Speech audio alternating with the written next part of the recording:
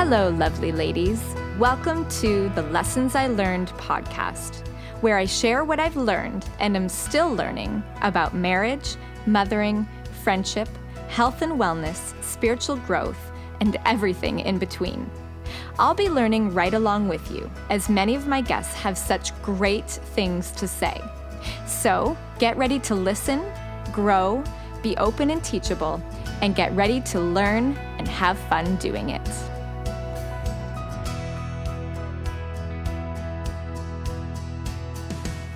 I'm about to introduce you to probably the sweetest gal in all of Western New York.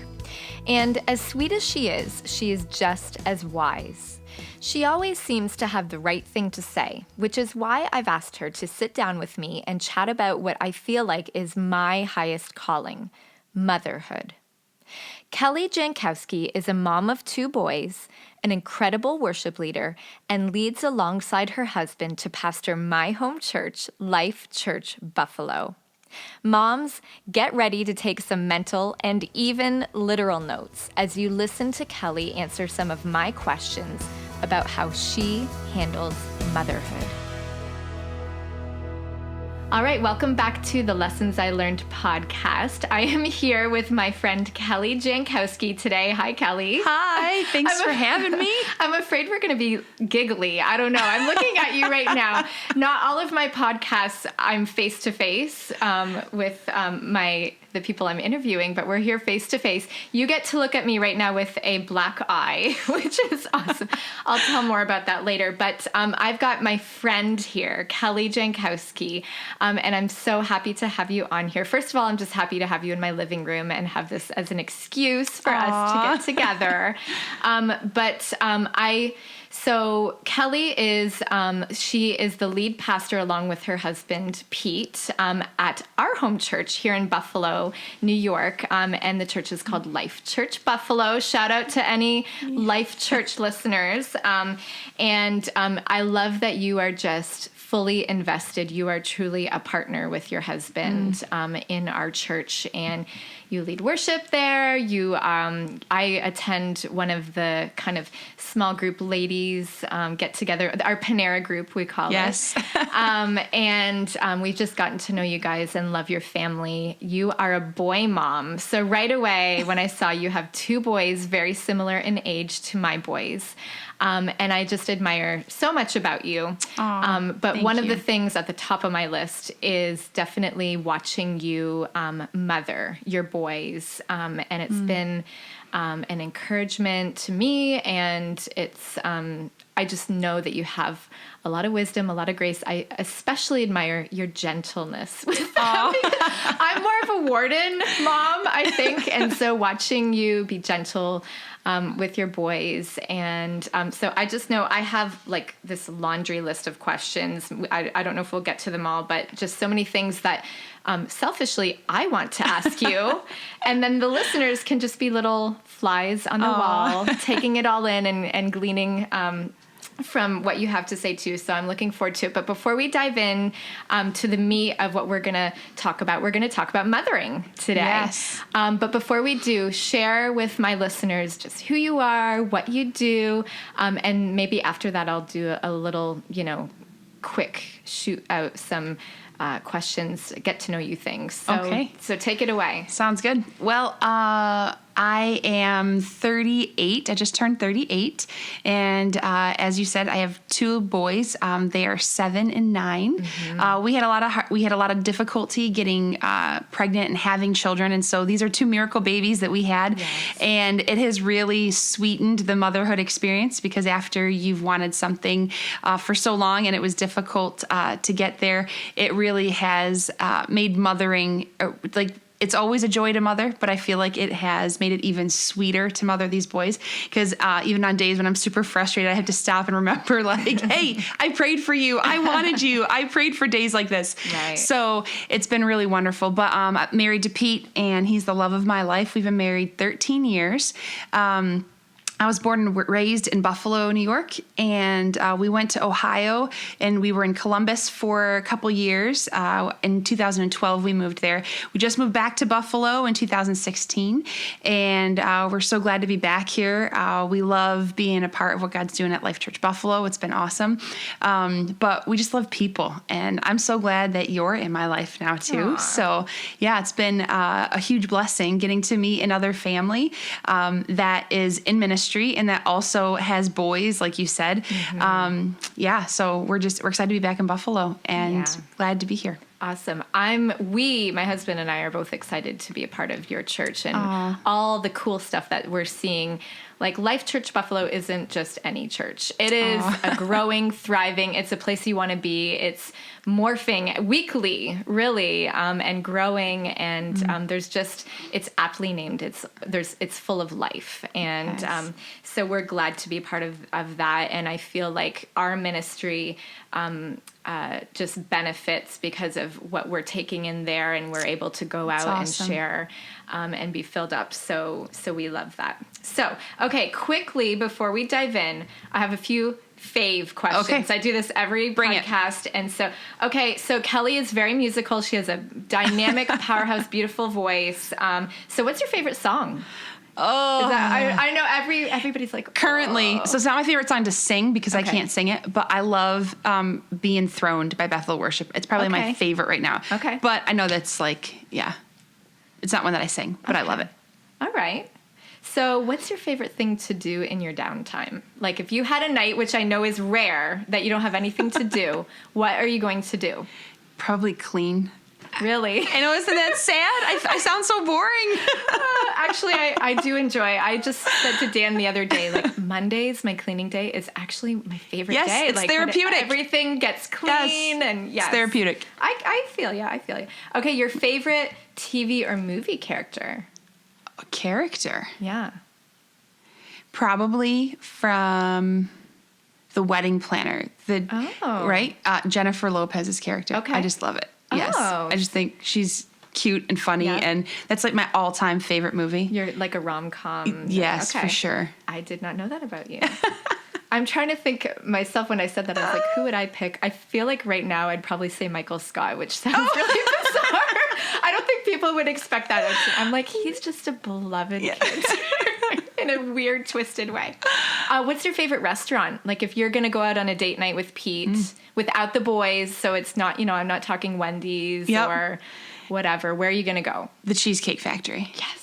Yes. Amen. I can get any type of food that I want, any cuisine, and I get a ginormous piece of cheesecake with coffee, and it's amazing. Yes. Okay. So what is your favorite cheesecake there? Dulce de leche. I probably said it wrong. If you're Spanish, I'm sorry. I probably said it wrong. You said it right to me. We're in Buffalo, New York, so we're good. I don't know where this came up. I was thinking, I'm like, what else could I add? What's your favorite cereal?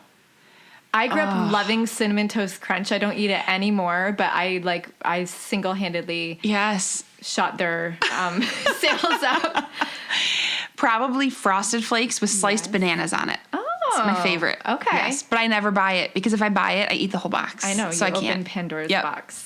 Yeah, my kids are always asking me for Lucky Charms and Fruit Loops because they get it at camp. Like, we don't do a lot of sugary cereals. And they actually created their own cereal, which I think is ingenious, and they should market it one day, called Lucky Loops. Like, they just mix up Lucky Charms and Fruit Loops, which is like the amount of sugar in that can't even... I don't want to know. So anyway, so you have two boys, and I have two boys. Yep. And so selfishly, some of these questions I have for you are truly ones that I've been mulling over. Okay. I feel like my younger mothering years, like I had all the books. I felt in control more in my younger years, or in their younger years. And now as they're growing, I don't know. Maybe I just feel more helpless. Like, Lord, help me. Give me all the materials. Impart all the wisdom.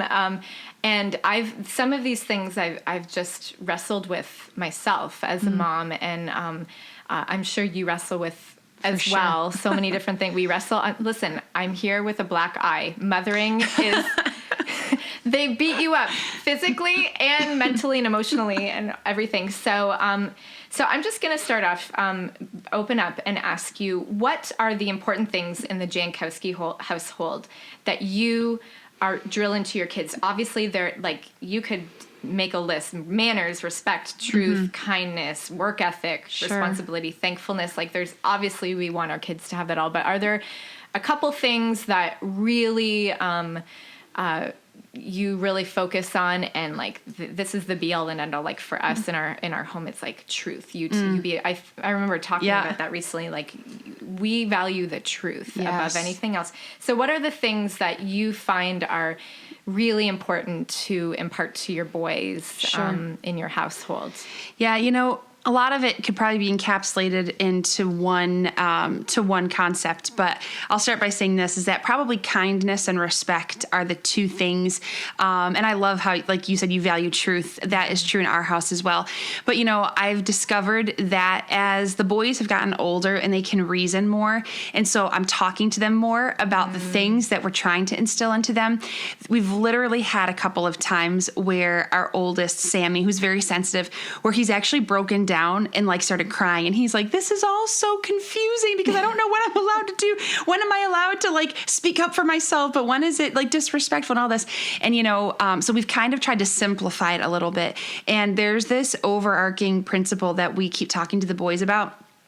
And we keep telling them that people are most important. And when we value the fact that people are most important, it will help us to do all of the things that we've been trying to instill into them. Hopefully, if they value people and realize that people are most important, like not the task we're trying to get done. It's not us trying to get our own way. It's not us trying to get the biggest piece of cake. The most important is people. So when we're operating with that mentality, it makes us be more kind, and it helps us to be respectful. And because our goal is to remember that like God, like his number one, his focus, right, is people. Like he loves people. And so if we're going to follow in God's footsteps and we're going to follow the way that he wants us to live, when we remember that people are the most important, that helps us to live out those principles. But I would say that kindness for sure is probably the biggest thing. I think it's very easy in today's culture, especially with, social media, which our boys are not on social media yet, but obviously they're in training years that hopefully will give them the tools that they need to be able to function in a realm of social media, right? But we live in this age where it's so easy to be cutting with our words. It's easy to have an agenda. It's easy to conceal hidden motives in our heart and to manipulate and whatever. And so I feel like us encouraging our children to be kind and to be respectful, hopefully will help them to be able to function in a world where that's not necessarily always celebrated.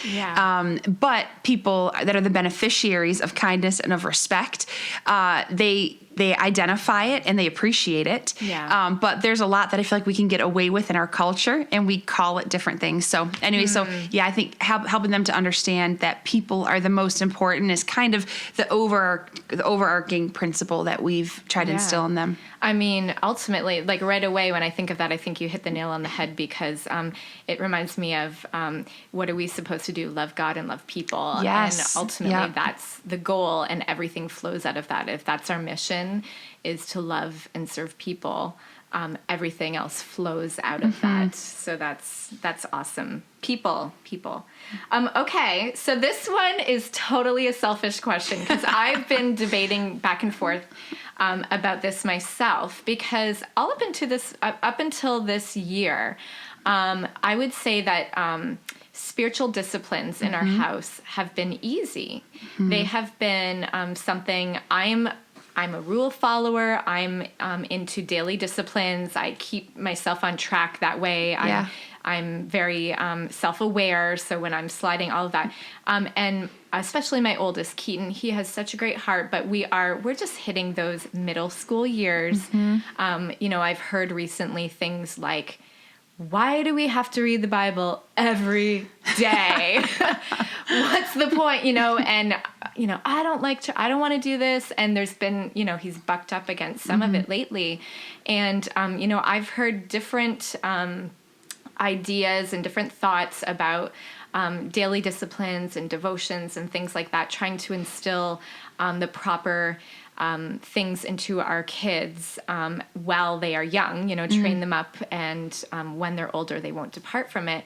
But I've also heard, I've heard the camp, like, it doesn't matter. We're going to do this and we're going to teach you the right way now. And then I've also heard the camp of, we don't ever want this to be a chore. We don't want that. I want my kids to see it modeled and take that upon themselves for their own, because they want to, and they want that personal relationship with God. And so for me, I'm torn. I'm so stuck with, how do I handle this? And so I would love to hear, what you guys do in your household, and just some of your thoughts on that. Yeah, absolutely.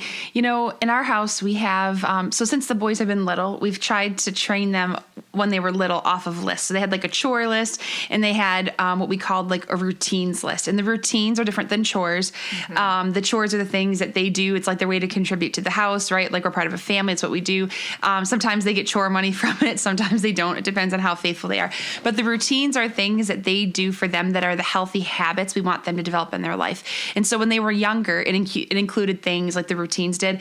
Things like you brush your teeth. Like, when you wake up in the morning, you brush your teeth, you go potty, you wash your hands, those types of things. And as they've gotten older, we've tried to add some of those spiritual rhythms to that routines list, so that it's looked at as more of a routine that they do, which is a little bit different than a chore. But so when they get up in the morning, on their little list that we gave them at the beginning of the school year, it had on there, you wake up, you brush your teeth, you like wash up, and then you spend time with Jesus, is what we say. And so that might look different day to day for them. They each do have a devotional, and they have a journal. And then we even bought them. So we try to find different books that help them to engage with God in different ways. So like, one of the books we bought them was called The Prayer Map for Boys. And it's pretty much a book that teaches them to journal, but it splits up like the components of journaling. So it's like, what are the things you're thankful for? What is something that you're worried about? What's something that you're asking God for? Who are people in your life that need something from the Lord, or whatever? So it kind of breaks it down for them. But, it's easy on that routines list, it's easy for that spending time with the Lord piece to become a box that they check off. And so there's times when they'll run and they'll read their Jesus Calling for Kids devotional. That's, 2 little paragraphs, like, okay, I'm done. And I've actually tried to remind them when they do that. I say, okay, boys, so if God is our Heavenly Father, I want you to think about how it would be if you came to Mommy and you said, Mommy, I want to spend time with you. And I said, okay. And I only gave you like a minute of my time, and I let you sit in my lap super quick, and then you were gone and you ran away. And I was like, okay, nope, that's good. That's good. And because our boys really value time. And so I told them, I said, what we want to do, like that connecting time with God, is you saying like, Lord, I want to spend time with you. So we've tried to focus more on the heart of what it is, more than on what they're doing. Because there are times when they'll read their devotional, or I might say, why don't you write out a prayer, or why don't you journal? Or Isaac, he's a musician. I'll say like, if you want, you can go turn on some worship music and you can worship for a little while. So I think that helping them to determine what it is that helps them to connect with God, because at these ages, we want to instill the word in them. And so I think that keeping them in the word is so good, but especially when they're like young, ours are obviously elementary school. So when they're in these elementary years, helping them to understand the why behind it, I think is huge. And then helping them to determine and to realize that like, not everybody's time with the Lord looks the same. So my disciplines and my routines with the Lord are going to look different than yours, which are different than my husband's and your husband's, whatever.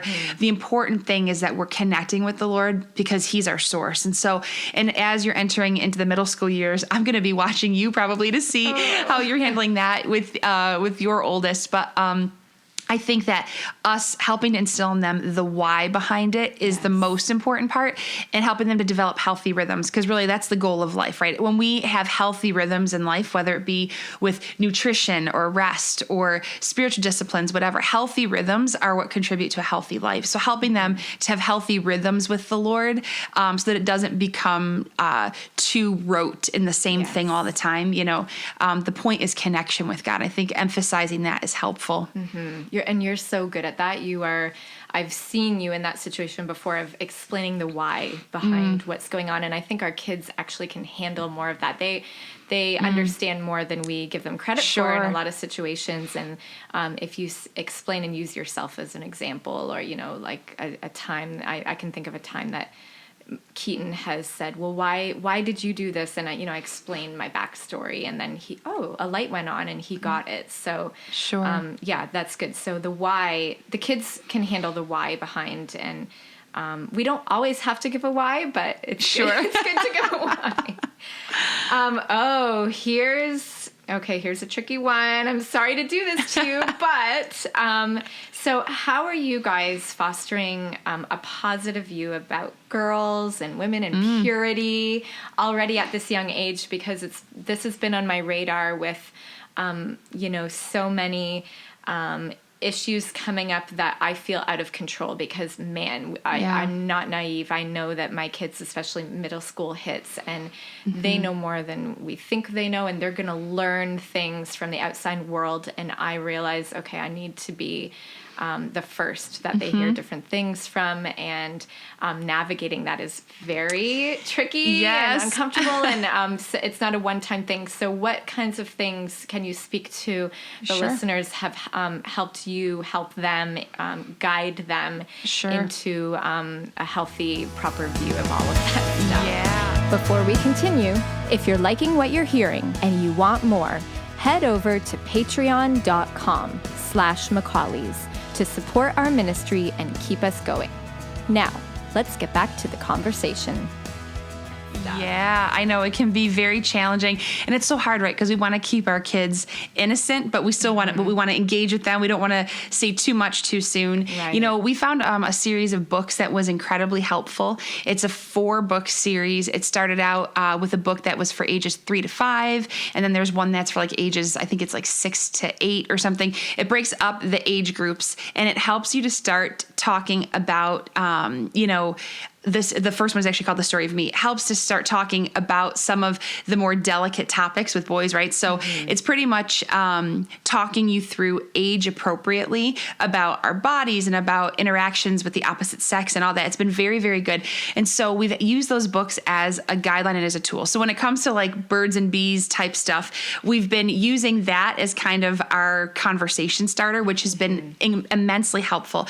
But then once we've opened the door to the conversation about that, it's been really beautiful to see how the conversations with the boys have evolved, because from a young age, we've tried to help instill in them that it's not weird to talk to mom and dad about, things regarding the opposite sex. And if they've got questions, we pretty much have like a nothing's off limit rule in our house. So if the boys ask a question, even if it makes me turn purple, I answer it. And I can, I'm chuckling to myself right now thinking back at some of the questions they've asked me. But even though internally I'm freaking out when they answer these, when I'm being asked these questions, answering them has fostered I can talk to mom and dad about anything mentality, which is good. Yeah. And so trust is a big thing in our home. And so we've told the boys, you have our trust, and these are things we talk to mom and dad about. So within the framework of these conversations only happen with mom and dad. And so we don't talk about it with friends or with other family members. We talk about it only with mom and dad. There are some good boundaries there where they've had the safety to ask questions. But more recently, so Sammy is 9.5. He's going to be 10.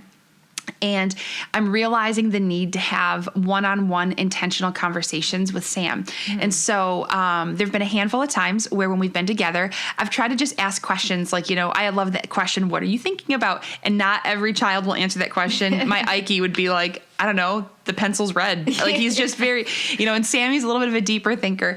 And it's been very interesting because recently I actually had a conversation with Sammy where he told me that, he had been thinking about some things. And so internally I was like, this conversation should not be happening yet. But what I decided was, you know what, we're going to talk about it. And so I actually said, okay, so let's talk about that for a minute. And he told me that somebody had actually been encouraging a girl to kiss him on the cheek. That's what he told me. Okay. And so when that happened, I asked him, I was like, and so what did you think about that? And he was like, Mom, I didn't want her to. And I was like, okay. And I said, well, can I just talk to you about that for a minute? And so we talked about his age. And I said, do you know how old Mommy was when she got married? And so we talked about how I was 24 when I got married. And I talked to him about how there's going to be pressure, even sometimes from other people, to try to get a girl to maybe kiss him or to hold his hand or whatever. And in that moment, I actually talked to him and told him that he had a responsibility. I said, bud, you've got a responsibility to protect young girls. So if a young girl tries to do that, like a way that you can protect her purity and help her stay young would be to be like, you know what? No, I'm not going to do that. But don't make her feel bad, but just kind of put up like a little bit of a wall or a boundary there. And so in that conversation, it was really interesting because Sammy actually started to vocalize to me. We started talking about it, about how he's like, Mom, I do think about kissing girls sometimes. And I'm like, okay, buddy. And so for there to be nothing off limits makes it kind of, we're telling him like, okay, what you're feeling isn't bad. It's not wrong. It's just that like there are things that we should wait on. And that as men, especially, we want to instill in them that it's their job to protect women. And, one of the things starting probably when they were around 5 that we did, I'd read an article one time about how we're talking to boys. We're waiting too long to have the conversation that the first no is no.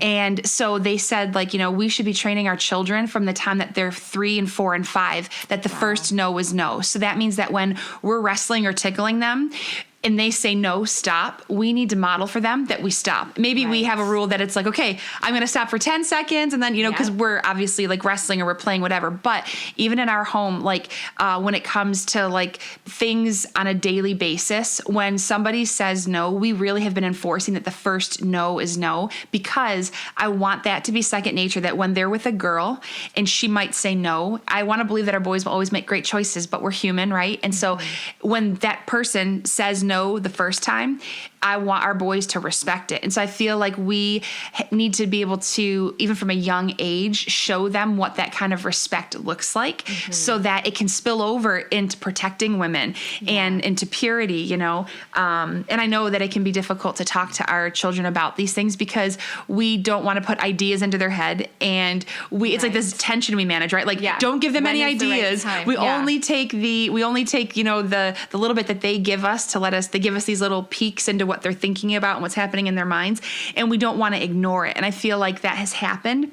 In different generations, we've ignored some of the things happening, and then it goes unaddressed, and we wait to address it until there's been a problem about it. And so kind of being proactive about it, I think, is key. Just keeping those conversations open. Yeah. And I'm years ago, and I always think about this with everything, is someone said to me, always listen to your kids and be there for them when they're little so that they'll want you to listen to them when they're older. And, I was talking with a mom friend of mine recently who was in a situation where it was, rather than doing a preemptive strike, it was like they were dealing with the mess. And the son even said to her, Mom, I wish we had have talked. Like, he actually vocalized, I wish we had have talked about this when I was younger.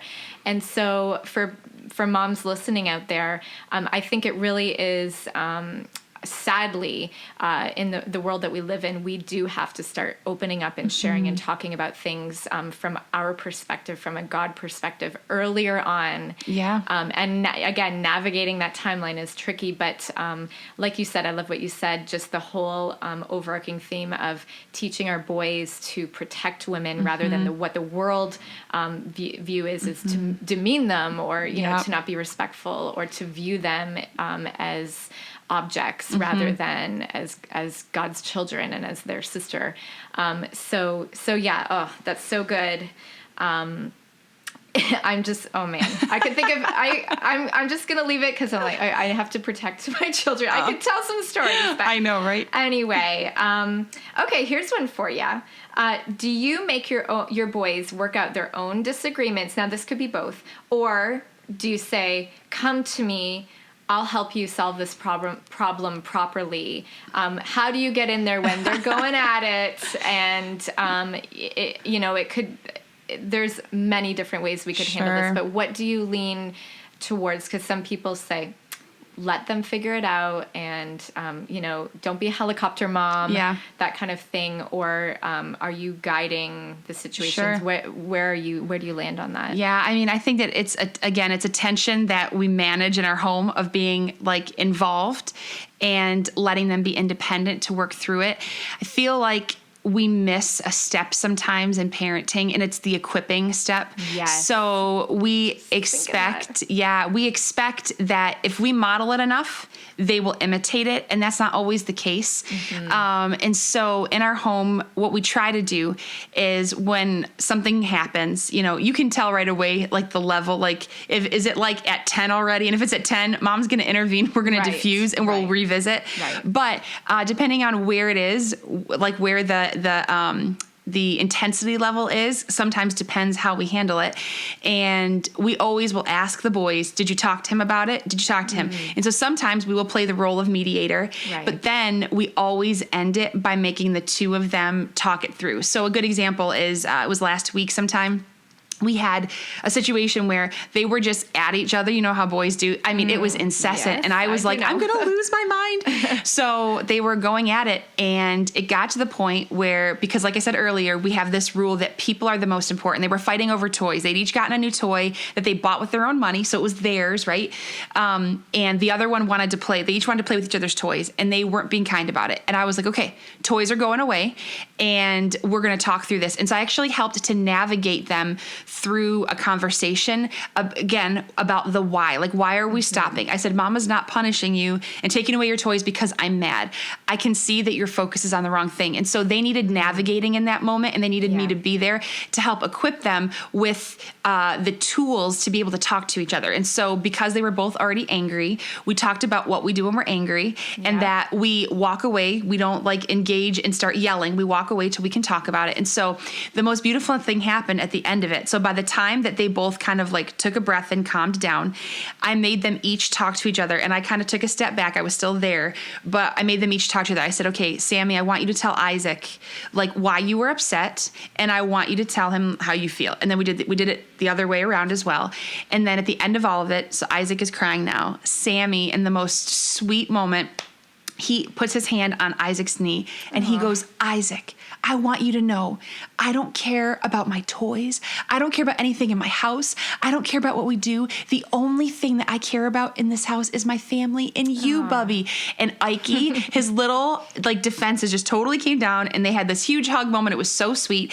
And they actually embraced the boundary I had instituted that they couldn't use toys for the next couple days. They embraced it, and they like were making swords in the garage together. They were like using their little pocket knives and whatever and playing. And it was interesting, right? The result of that interchange, because they were equipped with like, okay, I need to engage right now and not withdraw. But there are times too. And so in that particular situation, it was cool because we got to see them kind of embrace that boundary of like, all right, no toys right now, but we get to spend time together. And they really did begin to appreciate each other a little bit more. Yeah. But what is interesting though, is that there are other times, right, where you know that they already have the tools that they need and they need to do it. And so there are times when I will actually tell them, like if they have friends over and my boys start fighting, I will make my boys go to their room, and they're not allowed to come out of their room until they've talked it through. Because there are certain things that I know that they know how to work through those. Right. So I think that we have to just remember that there's not really a one size fits all approach, that it can be easier for us to just say, go work it out. And sometimes that is the right choice, but sometimes what they actually need is for us to be in it with them and to kind of play the mediator, because the goal is not that we just get them to behave the way that we want. And the goal is not that the fighting in our house stops. The goal is that we equip them with the tools to work through conflict in a way that is healthy and in a way that doesn't damage the other person as they're going through it. So good. So good. So what I'm hearing through all of your answers is just ongoing communication and engagement. Yes. Like, I know it can be tough because we want to just engage in lazy parenting. But truly, when we equip them, it actually is beneficial in the end, because then we're not having to have ongoing battles and issues. And so, constant communication and just engaging with them. Okay, so just to wrap things up, this is the Lessons I Learned podcast. So what are some of the biggest lessons or the biggest lesson you've learned on your mothering journey? Now, this might be about mothering, or it could be about yourself, or like whatever hits you, because it's a tough journey, and we learn so much. I mean, my kids have taught me so much about God, about myself, just about the world. And so what would you say you've learned? Oh my goodness. Probably I would say that there's two things that I would answer that with. The first is that, like, the more that I mother, the more that I realize I don't know. So as the boys have grown older, every time that I think that I have wrapped my mind around, okay, this is how I can be a good mom, the season changes, or developmentally they change, and I realize, like, I just have to kind of go with it. So it's been definitely something that I've learned, to not think that I know it all, but to lean into the intuition that I know that God has given me. So that's as far as I'm concerned. And when it comes to the boys, I would say that the thing that I've learned through mothering is that I'm raising little humans, and to remember that I've got the opportunity to shape them. And I think that sometimes I focus on just wanting their behavior to be good, and I focus on wanting people to look at them and say, like, oh, they're such good kids. And I have to remember that we are literally shaping little humans that we put really high expectations on. Sometimes what we expect of our children, we as adults have not mastered. We want them to not throw a temper tantrum about whatever it is that they're upset about, but I realize that I lose my temper and I throw a fit when I don't get my way sometimes. Or I want them to be self-controlled and to not say that in frustration. I don't want them to say that terrible thing to their brother. And I realized that I said something cutting to my husband because I was frustrated and I snapped. And I realized that I'm expecting my 5, 6, 7, 8-year-old to behave in a way that is more self-disciplined than what I walk in. And so trying to just remember that they are little humans, and that the expectations that we place on them sometimes is so high. So to just give them the same grace that we would want even as adults. Yeah. Oh man. So these children have an annoying way of putting a mirror up to us. And, often I'm disciplining my son or just watching him and going, oh my goodness, that's me right now. Like, that's me when I was, and those qualities that I'm really annoyed about in him, they actually are ones that I'm having to hone and work on constantly too. And it's so the Lord, just like God gives us our spouses to become more like him, I think God gives us our children to become more like him as well, and to just build our character. And they need us, but we need them too. Yes. This has been so good, Kelly. Thank you for having me. I love this. Thank you for everything you shared. And I would just encourage all of you moms to just take hold of what Kelly said, especially about people, just ongoing communication, saying the why behind things, and just remembering what's truly important. And that's the Lord. So thank you so much, Kelly. I appreciate having you here. Let's go eat now. Yes, let's do it. Well, if you're like me, you do your best to surround yourself with women who make you better. And I love that Kelly is helping me be a better mom. I'm so glad I have resources like books and blogs and podcasts and friends who will offer me advice. But what I need to remind myself of, and all of you with, is that all those things should never trump tuning into what God is wanting to teach us about how to best love and raise our kids. Dr. Dobson and mummy bloggers and your smartest friend will never, ever be able to offer you such direct and specific wisdom on your child more than their maker. So when you're at a loss, run to him first.